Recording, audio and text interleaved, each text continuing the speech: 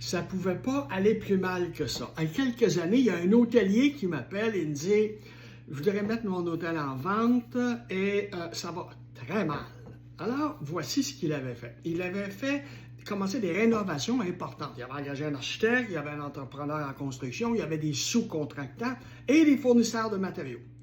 Dans le cours du projet, la chicane a pris entre tout le monde, mésentente totale, arrêt du chantier, recommence, etc. Et par après, il refinance son immeuble et il y a des hypothèques légales d'enregistrer parce qu'il ne paye pas l'architecte, il ne paye pas l'entrepreneur, pas totalement. Et là, tout le monde enregistre des hypothèques légales telles que le prévoit la loi. Mais les hypothèques légales, c'est un droit prioritaire, ça, pour la construction, pour l'immeuble, etc.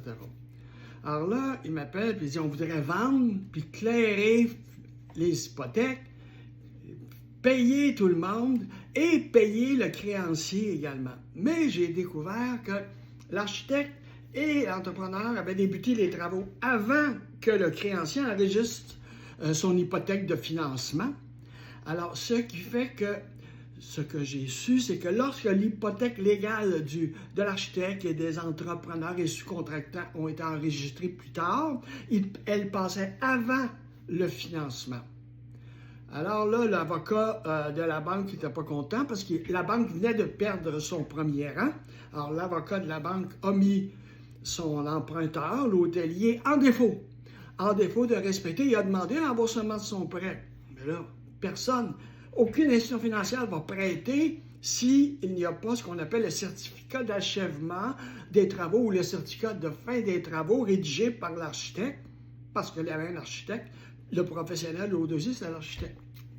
Alors, donc, avant de mettre en vente un tel immeuble, j'ai négocié avec tout le monde des ententes à l'effet que si on les payait, on pourrait radier leurs hypothèques et donc le financement de la banque pourrait s'installer à ce temps. Et après ça, on va pouvoir vendre.